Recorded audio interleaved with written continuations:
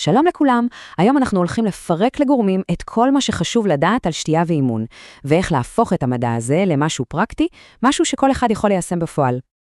אז השאלה הזאת שעל המסך היא קריטית לכל מי שעושה ספורט, בין אם זה באופן מקצועי או סתם בשביל הכיף, והאמת היא שהתשובה הלא נכונה יכולה להיות ממש מסוכנת. אוקיי, תראו את המספר הזה, 2%. זה אולי לא נשמע הרבה, נכון? אבל המחקרים חד משמעיים. מספיק לאבד רק קצת יותר מ2% ממשקל הגוף שלנו בזיעה, והביצועים הם פשוט צונחים. זה פוגע בכוח, בסיבולת, בריכוז, זה משמעותי. אבל רגע, זה לא כל הסיפור, כי הנטייה הטבעית היא לחשוב שצריך פשוט לשתות כמה שיותר, וזאת טעות מסוכנת. כי כמו שאנחנו רואים פה, יש סכנה גם בצד השני של הסקאלה. שתיית יתר, אובר-הידרציה, יכולה להוביל למצב רפואי רציני שנקרא היפונטרניה, וזה משהו שאנחנו ממש רוצים להימנע ממנו. אז בדיוק על זה אנחנו הולכים לדבר עכשיו, על משחק האיזונים העדין הזה, ולמה כל העצות הכלליות האלה, כמו תשתו 8 כוסות ביום, הן פשוט לא רלוונטיות לספורטאים. הטעות הכי גדולה שאפשר לעשות זה להקשיב לעצות גנריות. למה? כי הסיפור פה הוא אישי לחלוטין. קצב ההזעה של כל אחד ואחת מאיתנו הוא שונה. זה כמו טביעת אצבע. הוא משתנה בין אנשים, בין ענפי ספורט, אפילו באותו אימון בתנאים שונים. אוקיי, בואו נסתכל על הנתונים האלה לרגע. זה פשוט מדהים, תראו את הפערים. שחקן פוטבול מזיע בממוצע יותר מ2 ליטרים בשעה. לעומת זאת שחיין בקושי 1/3 ליטר. זה הבדל עצום. אז איך אפשר לתת את אותה המלצת שתייה לשניהם? התשובה היא, אי אפשר. זה פשוט לא עובד. אז אנחנו מבינים שהמפתח הוא התאמה אישית. זה שם המשחק, אבל איך עושים את זה? ובכן, הכל מתחיל בלהכיר את הגוף, ובאופן ספציפי את קצב ההזעה האישי. וזה אולי נשמע מסובך, אבל זה ממש לא. הנה שיטה סופר פשוטה, 4 שלבים שכל אחד יכול לעשות בבית. שוקלים את עצמנו בלי בגדים לפני אימון, מתאמנים, רושמים כמה שתינו, ונשקלים שוב מיד אחרי. החישוב הפשוט הזה נותן לנו את המספר המדויק. זהו, זה קצב ההזעה האישי. וזה הנתון הכי חשוב שצריך. אוקיי, אז יש לנו את המספר. מה עכשיו? עכשיו בונים את התוכנית. נתחיל מההתחלה, מהשלב שלפני האימון. איך מכינים את הגוף בצורה אופטימלית? המילה מקצועית היא הידרציה, אבל זה בסך הכל אומר להגיע לקו הזינוק במאזן נוזלים מושלם. לא פחות מדי, לא יותר מדי. בדיוק בנקודה הנכונה.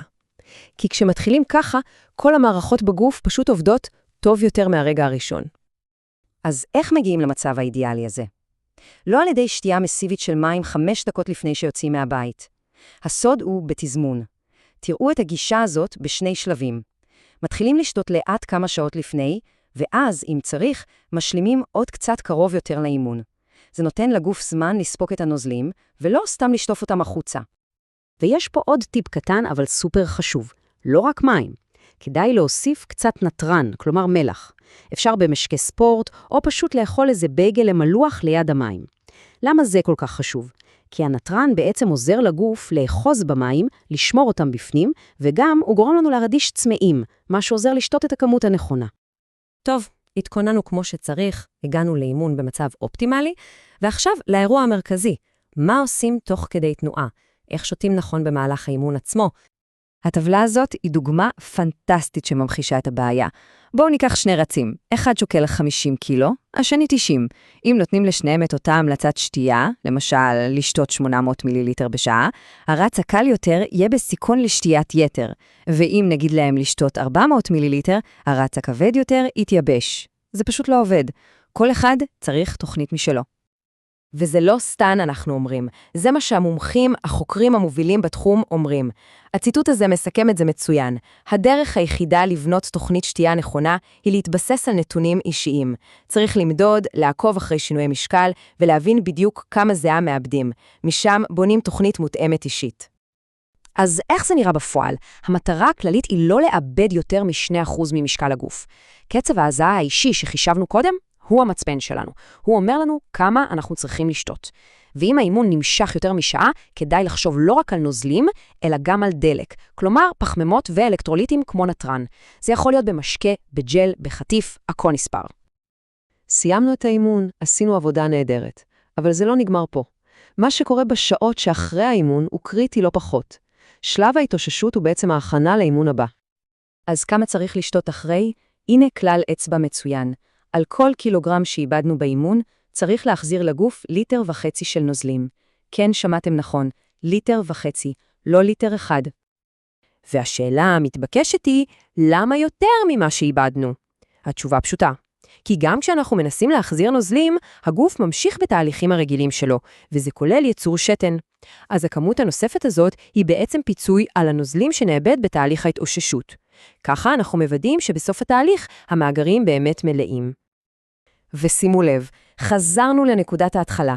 בדיוק כמו בשלב שלפני האימון, גם אחריו הנתרן הוא חבר שלנו.